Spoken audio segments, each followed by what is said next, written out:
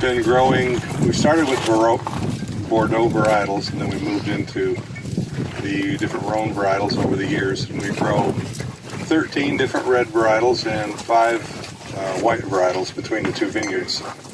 And at this point, we pretty much have both full sets of varieties at both vineyards now. We filled this vineyard first, and then started Sugarloaf in 06. This vineyard was started in first plantings in 98 up here on the bench. Cab and Merlot, but we got into Syrahs shortly thereafter in 99 on, so about every other year we continue to add small plots of different varietals at the 2 vineyards. So we've got a little test block right over here where I like to bring everything in, and if it was new to us and new to me, and grapes were new to me, I've farmed my whole life, but I hadn't had any experience with wine grapes until we started this. So we're putting everything in on a test block so we can learn its peculiarities, and we minimize our mistakes by practicing on small lots for a little while before we commit to a commercial block. So I guess Ko just said you guys got a bit of an introduction to the valley and the aspects of the valley and what elevation and these slopes do for us. And up here, one of the advantages of Rhone varietals for us is this fairly high elevation frost-free site. We average a month longer frost-free season than most sites in the Columbia Valley.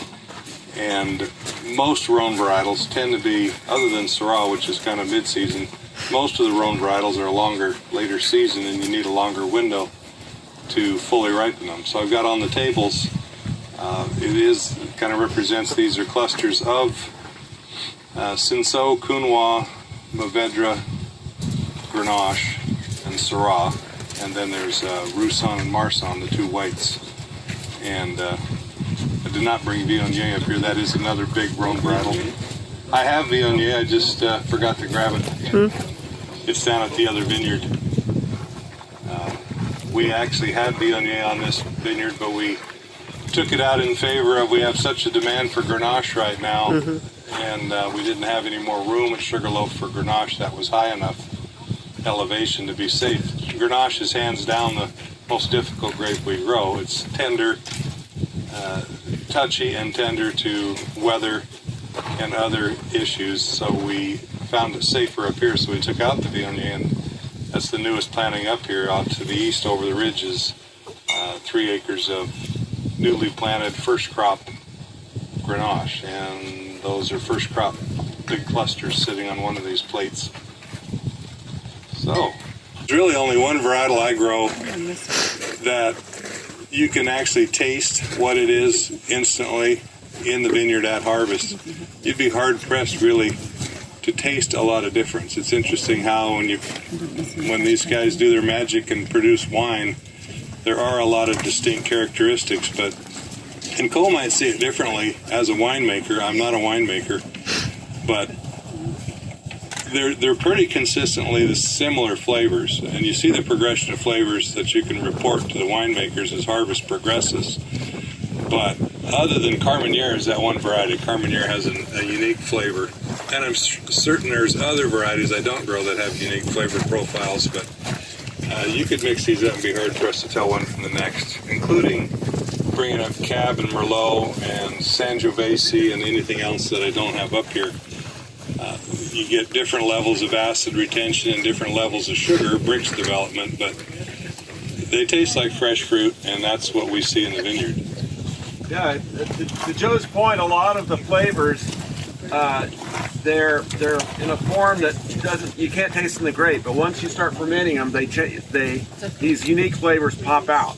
So they're in there. They're definitely in there. While we're on the vineyard, I want to say a couple of words about it from the wine perspective. Sure. Go ahead. I wanted to follow up a little bit about what we talked about this morning, since this is such a great spot. I mean, you can see so much from here, right?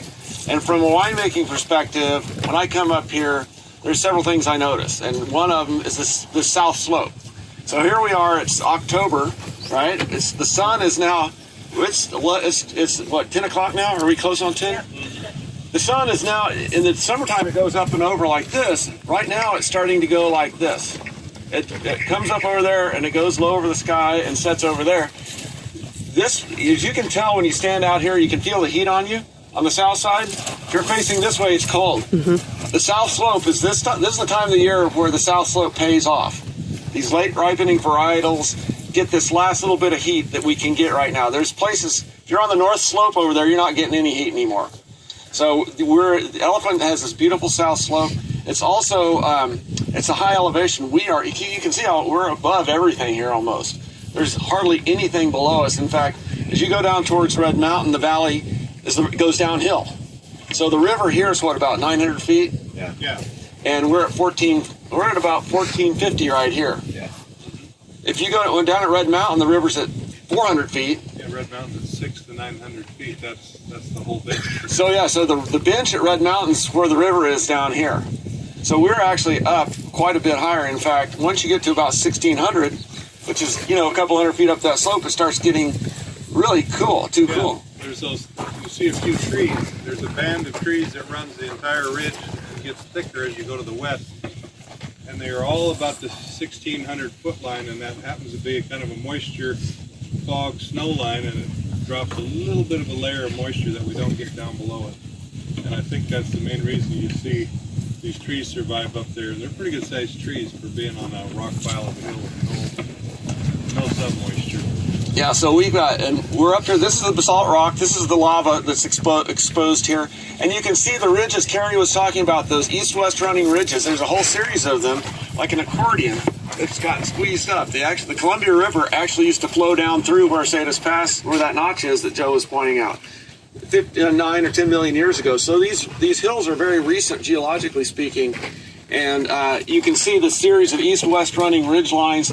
We take full advantage of that for growing all the crops on these south-facing slopes that get this late sun. They don't do so well if they're too happy. They also don't do too well if they're too unhappy. And the easiest thing to do when and we irrigate, we have to water our grapes. The easiest thing to do is turn the water on if they have more than enough and the grapes are too happy, then wait to turn it on until they're too dry and too unhappy. And what Joe and his team have figured out is how to keep them in that place where they're not too unhappy, but they're also not too happy.